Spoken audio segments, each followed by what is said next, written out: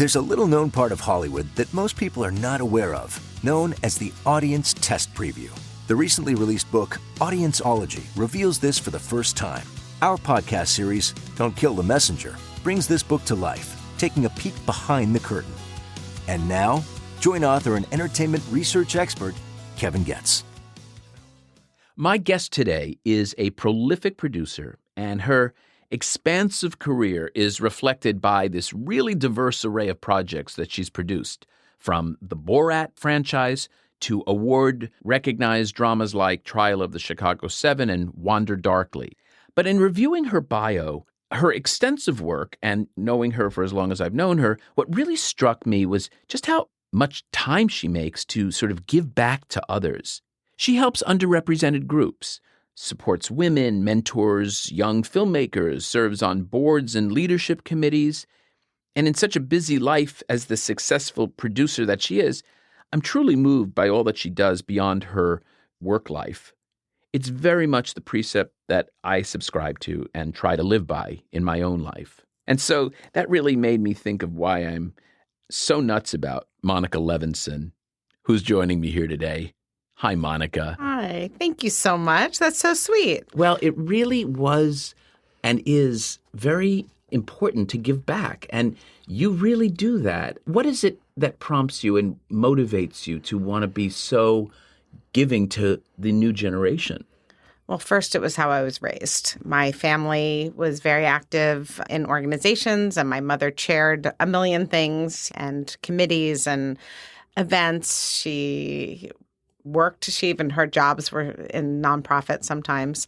I mean, she also started the first Women's Bank of Maryland, so she was doing other things. So you're from Washington, D.C.? Washington, D.C., yes. And tell us, so active, and by the way, a Jewish family. A Jewish family. I say that because yes. we share that as well. Yes. But you also, we're going to talk about a documentary that you also did, which seems like very important to you and speaks to your heart. Right. But when did you realize that you wanted to be a producer in television and movies? Right. We spoke about this right before we started recording, but I did go to acting camp, took voice lessons, went to tap, jazz, ballet school, for acting school, which was all my mother's doing. My mother wanted us to be involved in the arts in some way. She was very involved at the Kennedy Center in D.C. You had siblings?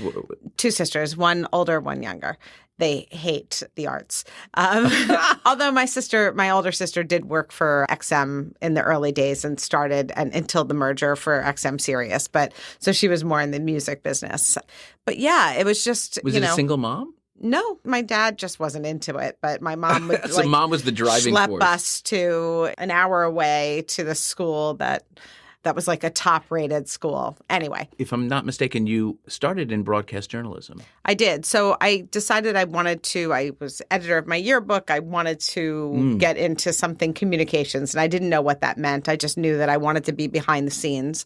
I realized that acting was not for me very early on, and went to Syracuse and got Great communications and journalism school, correct? Exactly. And it gave me a really broad scope education. So I came out of there thinking I wanted to be in maybe entertainment law even.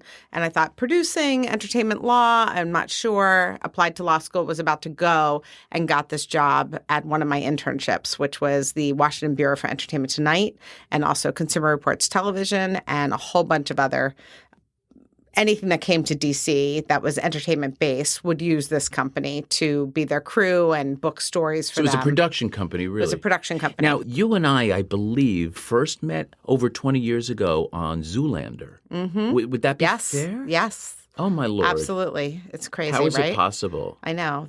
We shot that in 2000. And by the time I was meeting you, it was probably 2001. And you were an associate producer on that, which is sort of an entry-level producing credit. How did you get that credit? So I worked with Celia Costas. I did 8 movies with her, and she was a line producer in New York, is a line producer in New York, really smart, and she's like a non-writing EP on TV shows now. And she plucked you out of the chorus. She did. She says that she plucked me out of high school because she likes to lie about my age. Or her age. Yes, exactly.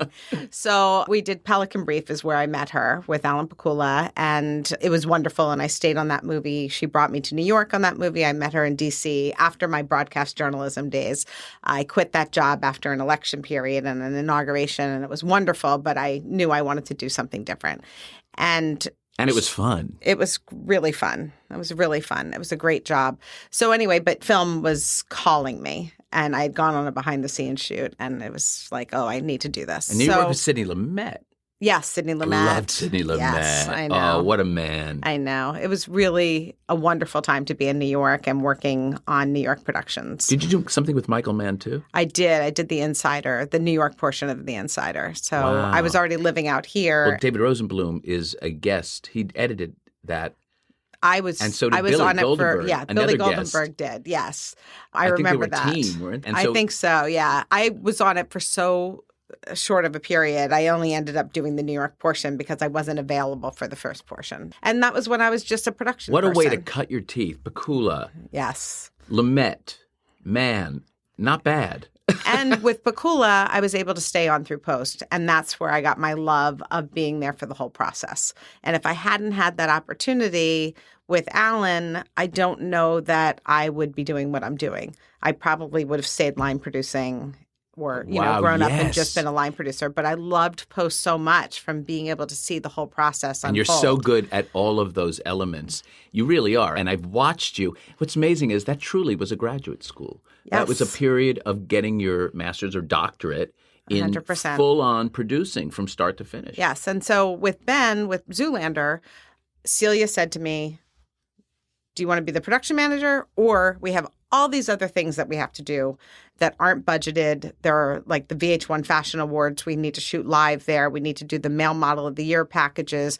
We have all this other footage that we don't have budgeted or scheduled, and we need to just figure out. I love that. And I said, put me there. I don't want to be a production manager. I want to do that stuff. But it speaks to then the part of the education of how to make a day. Yes. How to move that crew. Correct? Exactly. The Teamsters in New York called me Madam Bowfinger because we didn't have money. I would come to set and I'd be like, great. I need nothing tomorrow. I need nothing. And they're like, are you sure? Nothing. And then I'd come and I'd be like, just that little stake bed. And then I want to put some of this grip equipment on, and I'm just going to steal one grip from the crew. And they're like, Monica, just tell us what you need tomorrow and we'll just add extra people. I'm like, no, I need nothing. So I was able to put together those units, and Ben sent me out and said, just go get footage of Owen. And it was really my own scrappiness of being in broadcast news that made that all work, which then led me to Borat, because I think Ben gave me a recommendation to Sacha. Danny Goldberg, I don't know if you remember Danny. Danny Goldberg, who worked with Todd Phillips, but he also worked with Ivan Reitman. And I knew Danny from Private Parts, from the Howard Stern movie. And so he had recommended me to Sacha for Borat. And I think Sacha and Todd called Ben also, and they were Ben, like, yeah. as in Ben Stiller. Ben Stiller, yes. But and she's scrappy, go. With Ben and Stuart Kornfeld, who was May he rest in absolutely peace. a mentor to me and just such a dear friend. But they said, you have to come to finish the movie. You have to stay on through post. I stayed on Zoolander through the marketing, through the home video release. I had to do it all, and I did the same thing on Dodgeball with them because they trusted me, and so that What was did you sort do of, on Dodgeball? Because you don't have so a I credit was the on Dodgeball. production supervisor. Oh. I was supposed to get the associate producer credit, but For whatever long reason. story, they didn't give out producer credits. So That was a good movie. That was a fun movie. it was Rawson. great. But I did the same Rawson thing. Thurber, right? Yes. And I stayed on until the very, very end through the home video release. Which makes you such an interesting producer, what I call a real producer, a producer that really earns the PGA moniker. And that means something. It means something. It means you've put all that time in and you really show up.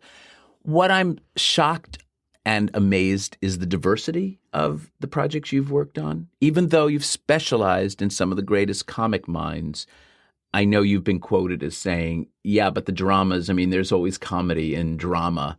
and you're always been drawn to comedy. But talk to us about your relationship with Sacha Baron Cohen, which really started, I guess, early on. When you saw Ali G, did you think, oh, his stuff could really be movie-worthy? That's an interesting question. I think when I saw it, I just thought, he's a genius. I love this so much. And when Danny Goldberg called me and said, I have a project, I think you might be good for it. Are you familiar with Sacha Baron Cohen? And I just went, yes. Are you kidding? I love him. Oh my God, he's amazing. He's brilliant. And they said, after I signed my NDAs, we're doing a Borat movie. And I read the outline and I thought, it's going to be interesting to do this process. But I was just coming in. He thought I was coming in as like a production supervisor or whatever I was coming in as. And ultimately, Todd Phillips left the project, which meant Danny left the project, which meant the rest of the crew pretty much left the project. And I was there with Jay Roach. Yeah, the last woman standing. Oh, and Jay was on it? Jay was on it, but Jay was off directing as well. So they said, Debbie Liebling at Fox said to me, you may not leave. I said, well, should I just take a hiatus? And she said, you may not leave. This movie will not happen. You may not leave. She is a dear friend. Yes. And she's so great with comedy. Yes, she's amazing. She's so She good. started at Comedy Central. I mean, she's, I know. Yeah, she's so she's smart. so smart. Yeah. I have a project with her now, Oh, too. good. Yeah, So do great. I. I'm working on something with her right now. So talk to us about the beginning of Sacha Baron Cohen. How do you get into a mind like his? I mean, do you just let him go? Do you rein him in? Do you guide him? How do you guide him? Because he is such a force. And I also was so taken with when I first met him, and he was lovely. He wrote a beautiful quote for the back of my book, Audienceology. He loves you. And we're both so grateful. We're all grateful for all that you did for those movies because you really helped us. You helped us figure out how to market it and how to put it out there. And we relied on, and, I think your way of doing the screenings and doing your focus groups, I think Jay Roach is like your protege. I don't know if you know this, but when we would do these little family, friends and family screenings, told me he channels me. Jay totally channels you. He's so good at it. Thank you. He's a little Kevin Getz. So yeah. Well, it's so funny because that first screening in Marina Del Rey, I remember that so vividly.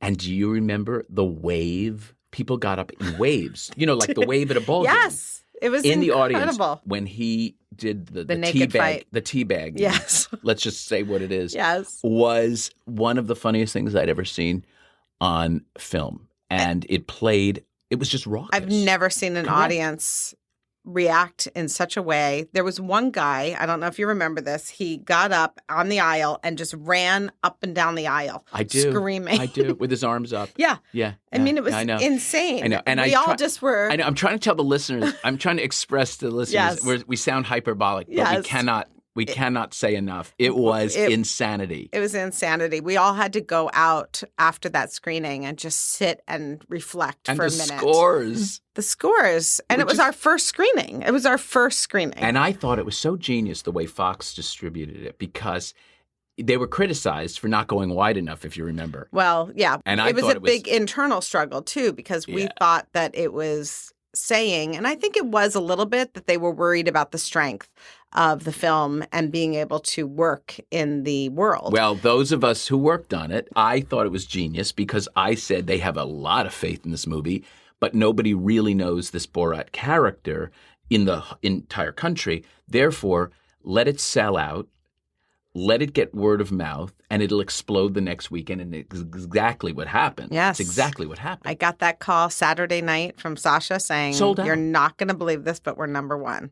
And I said, with 800 screens, we're number one. And in that environment back then, it was like doing an advanced screening. Yeah. If you didn't have 2,800 screens, you were a limited release. So back in 2006. But in retrospect now, do you understand my 100%. Yeah. 100%. Right. In the perception with the press and everything is that you are somehow less than, or the studio's not confident. But I knew a different conversation going on. So I actually couldn't corroborate that. That's really what they were doing. It was brilliant. It worked. Yeah, it worked. It worked. But I will go back to your original question is what's it like working with Sacha? And I never want to say I came in there and had to figure out how to make those things happen that he was writing on paper.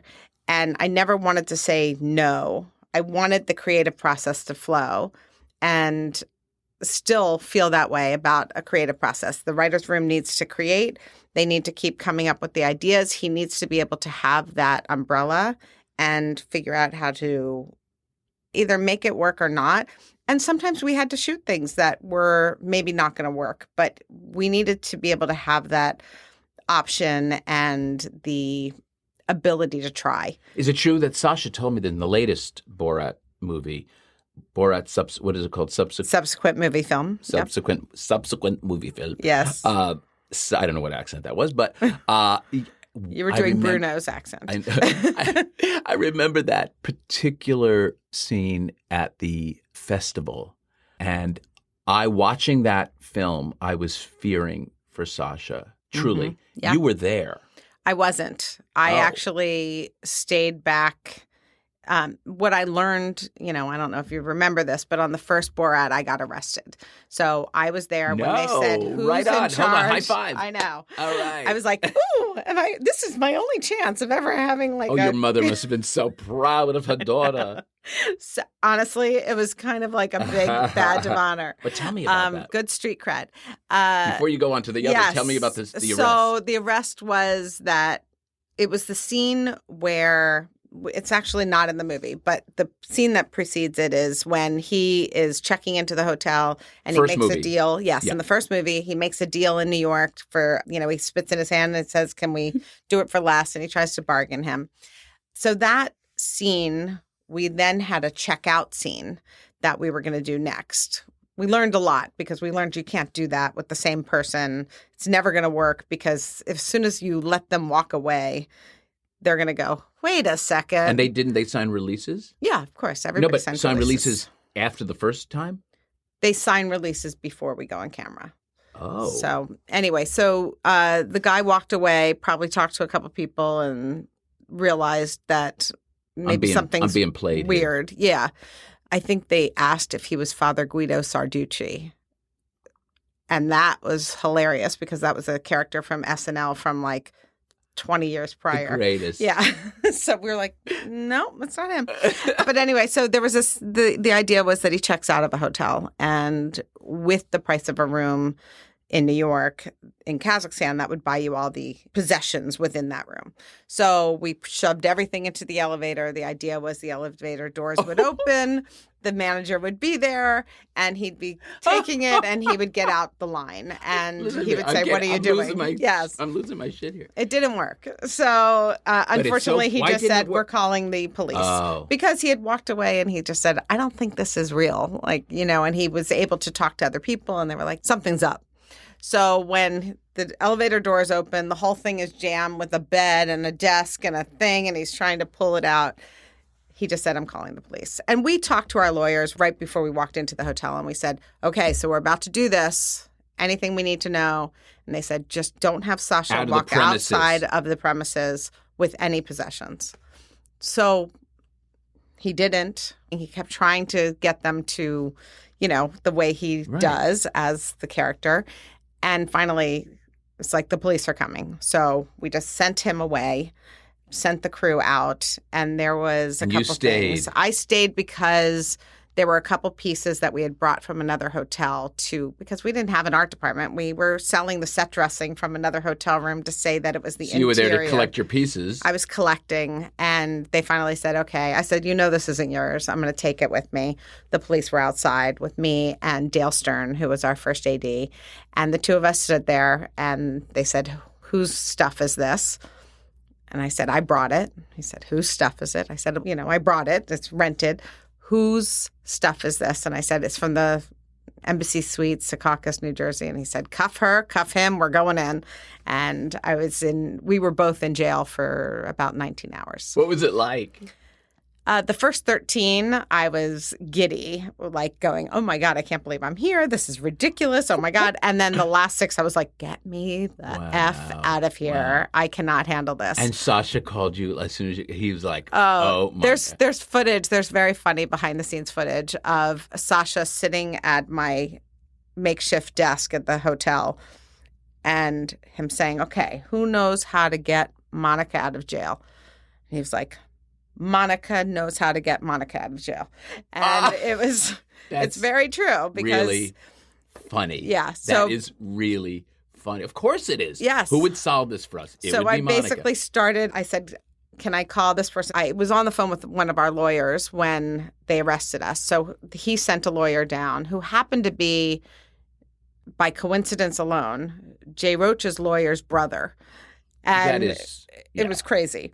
So anyway, Alan Abramson came and I just would give him things. I would say, okay, make sure this release gets sent in. Get this in to the police so they can see that, this shouldn't happen. What happened then on the second film, subsequent movie? So with that, I just learned, and from that moment forward on that show and on subsequent shows, including You Bruno, could do more help. That I was better off away.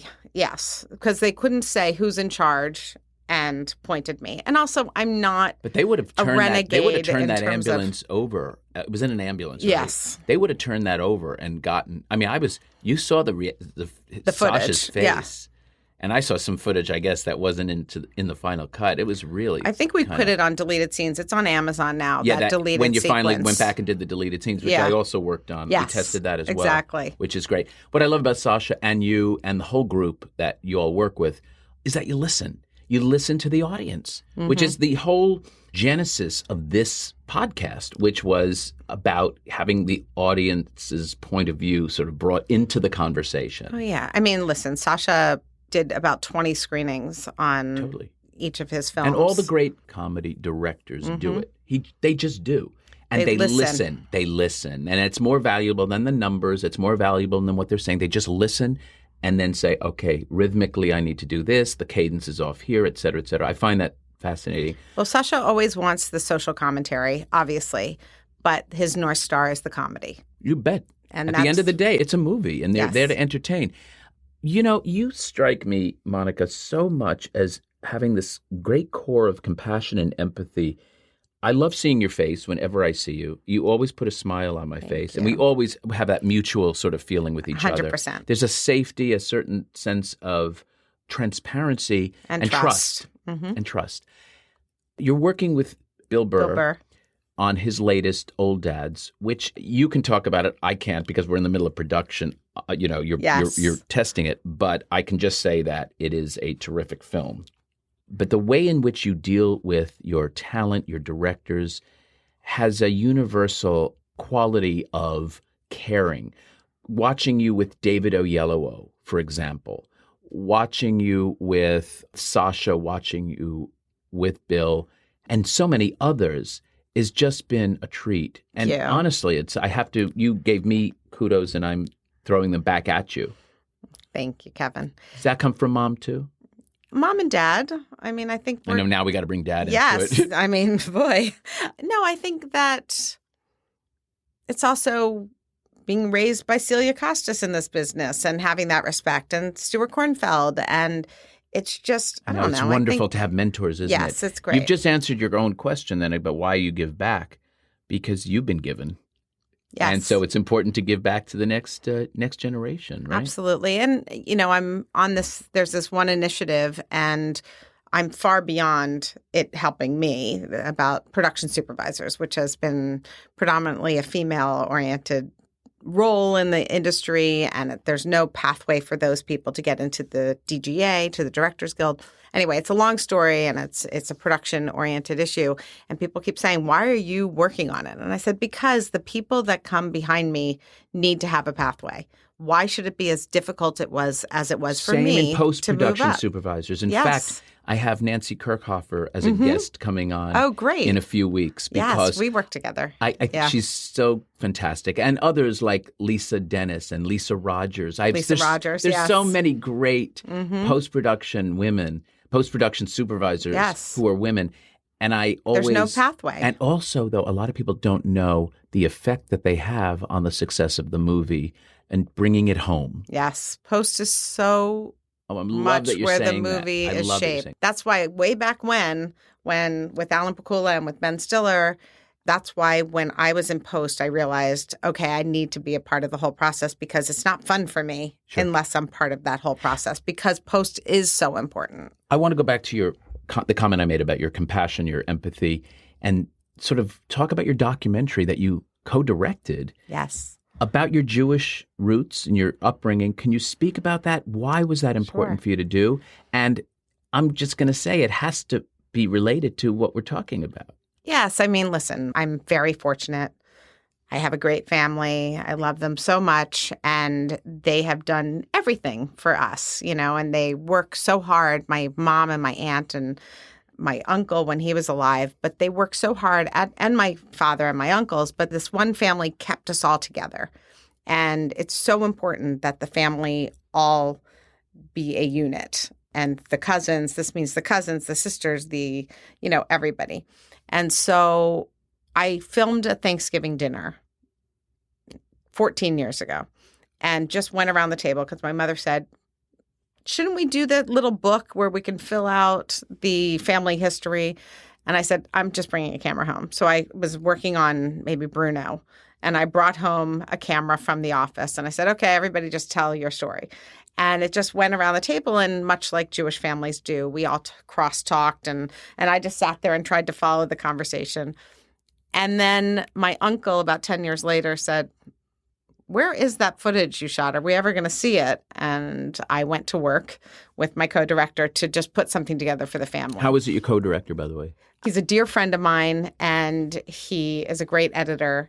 So the two of us started working on this family documentary, which I showed to my family in 2017. And then during the pandemic, I was feeling What did they say when they first saw it? Oh, my God. They were blown away. They were blown away. And it's truly just a love letter to my family. And so and so many families, correct? I mean, that's the universality of it. It's like we're all so the same. We're all the same. Of course, Shirley MacLaine always says, just when you think you've healed your life, you go home for Thanksgiving. Right. I love that quote. Yes, it's amazing. I don't know if she came up with it, but I got to tell you, I've used it so many times. And, nothing like a family to open those wounds. Right, exactly. We're a little unique in that way, but we're also... I think during the pandemic, it started to dawn on me the anti-Semitism that was starting to brew. And I thought, well, maybe I'll just put something out about my family and that we're a Jewish family. And look, we're all pretty much the same. We all tell stories around a Thanksgiving table. We're all connected in some way. Were you religious growing up? Not religious. Culturally, it was very important for us. Sure. Being Jewish was very important. Did you go to shul? Did you go to temple? Oh, yeah. We went to high holidays. Mm-hmm. We were all bat mitzvahed. That was all important. Mm-hmm. My father and mother really wanted to make sure that we had that cultural experience in our household. But, if you watch the documentary, my father tells, I said, what's a family tradition? And he said, sneaking out of shul and going to lunch on Yom Kippur. And we just all kind of were sitting silently. And I said, Dad, I think that's a secret. Well, God knows. Yes. God Yom Kippur, knows. you fast. For those not Jewish, you're supposed to fast that day. Oh, that's so funny. But we started it because my grandmother needed to take medication and she needed to take food with her medication. So we all didn't want to disappoint my grandmother and not go to lunch with her. Disappoint her and have a pastrami sandwich in the process. We don't cook we wouldn't go to a place where there would be other Jews discovering us. So the Chinese restaurant. Yes. Oh, no. Sorry. That would be other Jews. Exactly. Yeah. So anyway, during the pandemic, I talked to Stephen Henches, my co-director, and I said, what do you think about trying to turn this into something that might be more for the general public than my family? And so we worked on it. And did you bring them back for additional footage? I did. I shot more in 2017, and then I shot more in 2021, and we edited it, and I premiered it at the Annapolis Film Festival in April. Because of home. Right? Yes, because of DC. It was very well received, and my family had a great time. And it was amazing for them to see our family on a massive screen. And now it's being released February 1st on Apple, Amazon, and Google Play, and then March 1st on Tubi. Yes. All right. Yeah. Congratulations. That's what, as a producer, nobody bought it. That's as a producer, please, that's how we distribute. Absolutely. We figure it out. So, you figure it out. And I wanted them to be able to say, our documentary is out there. And honestly, Stuart Kornfeld was a dear friend, and he left me some money in his will. And I used that money to finance this. That's a great And it thing was to just share because with I us. think with Stuart, he would have been so proud of me for putting myself out there as a co-director and doing this. He was not somebody, if you knew Stuart, he would be like, oh, it's a little earnest for me. But because he was a little more cynical. Yes. Yeah. But he would have been proud that I did something. I did, I think, every movie that he ever Yes, did. of course. I think I really worked on everyone. He was terrific. Terrific. Ben Stiller and I talked about him very fondly and about, I guess, a year ago. It's nice to keep the memories alive, 100%. Going back to, if I could, the diversity of your slate, if you will, of your IO. The last 2 years, I think you've done something like how many movies and how many TV shows?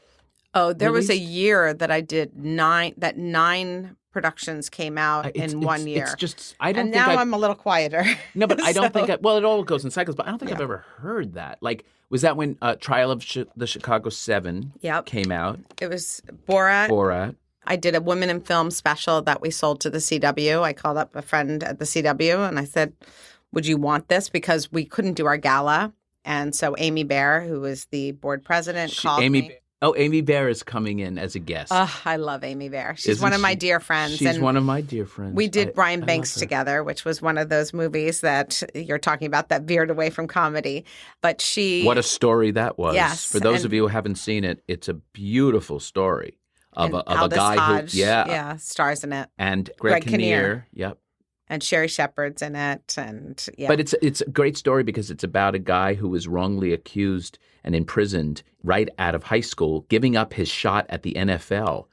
And, of course, he was in prison and come to discover he was innocent and was released, and the NFL gave him a shot to play in the NFL. So what a story. I mean, gosh. It's a great story, and he wanted to prove his innocence. He knew that he would never be free until he was able to – he worked with the California Innocence Project to get himself a new trial and to be able to go out there and be exonerated. So speaking of that, you and I have been through so many previews together. What significant moments do you remember that the audience's response really informed a big change in the movie or TV show?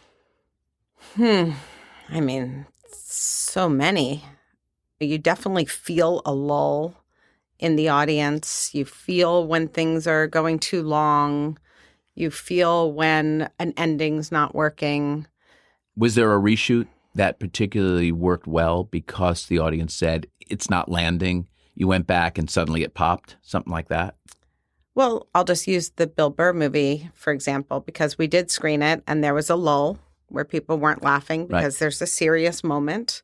And which you need. We need it for the emotional But you don't want to stay down there too arc. long. Yes. Yeah. And so we needed a laugh. And so we went and we reshot something, and it just kind of infuses a big laugh in a place where we really needed it. And drives the engine then. Yes. And so you don't dip. You just sort of keep the cadence. You go as long as you can. So genius that you did that. Yeah. I think it worked. With comedy, it's easier to tell. With drama, there's so many different instances of where I remember decided. Even in the tell me what you remember. Well, David's movie. Oh, yes, of course. I mean, just the reveal. I don't want to give it a spoiler, so I don't want to give it away. But the reveal of the quote-unquote monster was up for a great discussion. Right? Yes. And we really just listened to the audience. Mm-hmm.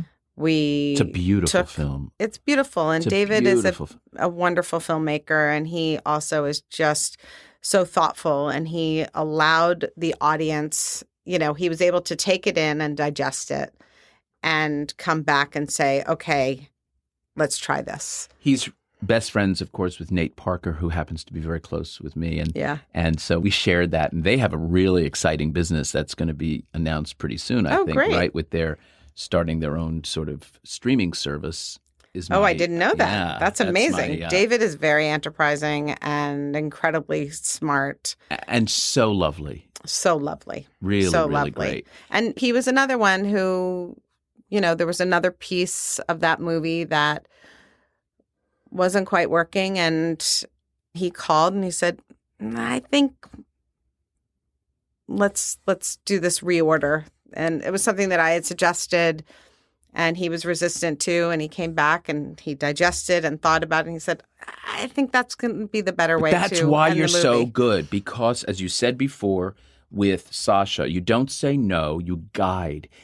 The great acting teachers, the great directors don't give line readings. They don't tell the actor what to do. They guide them to get there themselves, which is essentially what you did. Even though you put the notion forward, you knew that he needed to arrive there himself. He absolutely needed to get there. And we were producing partners. He was a producer on it as well. And so we're all working together. As you know, film is so collaborative. And if you don't look at film in that way, or television, if you don't look at it as a collaborative process, forget it. What was it like working with Betty Thomas? Oh, I love Betty Thomas. I love Betty Thomas. I love her. I got to do 2 movies with her, yes. And she was somebody who, speaking of collaborative, she would look, when we did Private Parts, the Howard Stern movie, which was amazing because I thought it was sort of genius. It's such a sweet movie and Howard's so amazing. I was the biggest fan, and I'll tell you the quick story. Celia, who the line producer from New York. The line producer,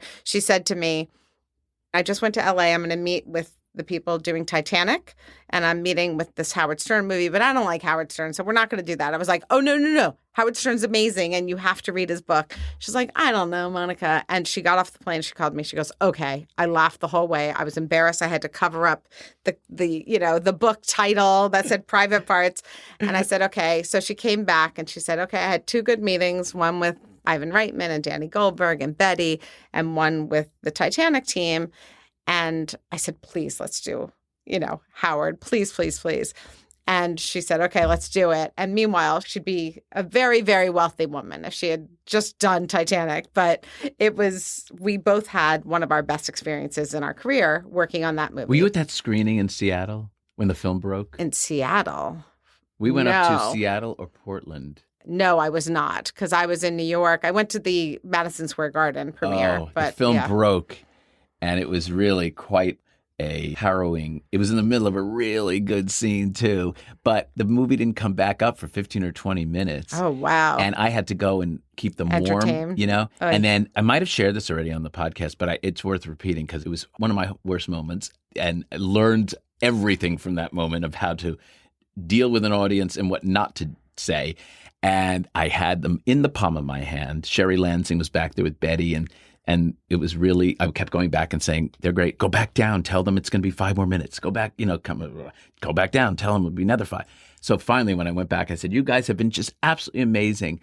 I don't know about that projectionist. He must be from Seattle. Oh, no. Boo. Oh, no. Boo. Boo. I get up there and Betty said to me, you Dude, you idiot. Never insult the audience, the people. I did it again on another movie, and I remember saying, I was out of town, so I remember saying, gosh, that projectionist must be from Hollywood. And the audience went berserk and laughed. And I said, thank you, Betty Thomas. Yes. So back to Betty being collaborative, we'd be filming, and if somebody wasn't laughing from the crew, if the grip wasn't laughing, she'd point to the day player grip and say, why don't you think that's funny? What's not working for you? Why aren't you laughing? And she would listen. She would listen while we were filming to see what that was making the crew not respond the way that we hoped the crew would. She always has been super collaborative. But speaking of breaking the film, where you probably weren't there, but when we premiered Borat at Toronto. I wasn't at the premiere. We premiered and we did the whole thing. We brought, it was our premiere of the movie. Don't tell me. We bring everybody, we bring Sacha in with the women dressed as, the Roma community, the Gypsy community, walking him in on a plow and whatever, and him coming in and doing his big arrival. And we screen, and about 20 minutes in, the film breaks, the projector breaks, and Michael Moore was at the screening. Yeah, yeah. And he went upstairs, Jim Giannopoulos and me, not that I could do anything. And we're all just what was talking Jim to gonna do? Yeah. Jim could only just be like, we all hey, just were like, you want a job tomorrow? Yeah. Sasha's like, go help. And so Did Sacha he was go down front? Yes, he was still in his Borat outfit. So he and Larry went down and entertained for about 20 minutes, half an hour. That was worth the break. And we could never fix the projector. They were like, we need this part from this other theater. It never... No, we finished it. We did it again the next night. And did everyone come back? I wonder. And we had a bigger theater the next night. Wow. But it was insane. That's an insane story. I remember saying to the projectionist, I said, where's this part? And he said, it's probably at this other theater. And I said, I just made this movie. I have people here. We can go into that theater and get that. He's like, it's locked. I was like, we will figure it out. We will do it, We'll break the goddamn door down. Yes, exactly. Yeah. We will do it. He goes, no, I'm going to have to do it. So he wouldn't tell me where it was because we were like, we're going. Right. Oh. But anyway, so we ended up just... Let me bring this, as we wind down now, let me bring this full circle back to the fact that you are so involved with women in film and other organizations that help young people and women in particular. What advice are you going to give young women that are in positions like production supervisors that want to go up that next level, that next rank, or getting more women editors or getting more women DPs? And what can we do to increase those particularly more male-centric jobs? Right. Well, I'll say that Mike Miller at the IA is very interested in diversifying the unions. So I've been part of the low budget agreement, the independent contracts at the IA in the past, and he really wants to have more diversity. So I think the unions are... What does that mean? Lessening the restrictions? Allowing people to come into the ranks if they have the support of somebody in that department to move in and get into the union. So he's been great. And there's a clause in the low budget agreement where you can do just that, where a union can allow at least one person per film to join. So that's great. And I'd say my advice is just, find yourself a mentor. Look for people that are doing what you want to be doing, and trying to find the people that are doing what you want to be doing in the industry, and then start talking to them and start trying to figure out how you're going to maneuver your way. Because the one other thing is to have a little patience, and with time, it will happen. Because I used to be in such a rush as a kid. Well, you know what I say now to my friends who have kids in their 20s and they're so stressed? I say, guys, it's a different world. I said, there are no mistakes in your 20s. That you can't make any mistakes. Right. In other words, any job you do is going to inform you and help you grow and learn as a human being. 100%. And then when you get to your early 30s, then you sort of put your stake, you claim your ground, you lay your stake in the ground, and you say, I think this is the area I really want to be in.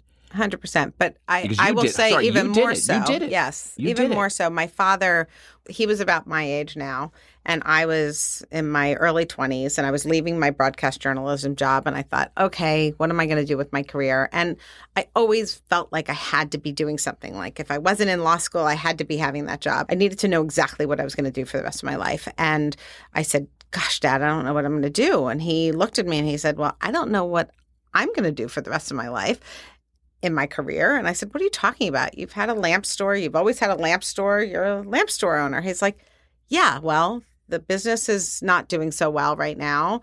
I need to reinvent the business, or maybe go work somewhere else for a minute and make some money and figure things out.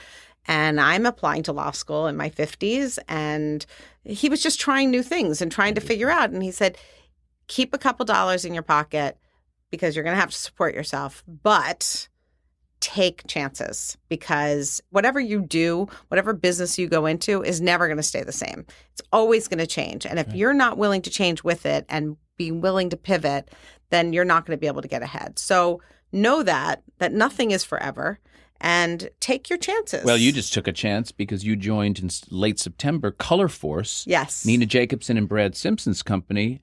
And I came in as an in-house producer, which is great. Which is fantastic. Because I'm getting to do television. I'm getting to go into more and television. And they've had a great track record. They so do. that all of you together, I can only imagine the damage you're going to do. Yeah. Well, I'm really excited to do it because I really wanted to. I've been developing my own TV, but it's just harder. And it's harder to get those off the ground and to be working with such pros.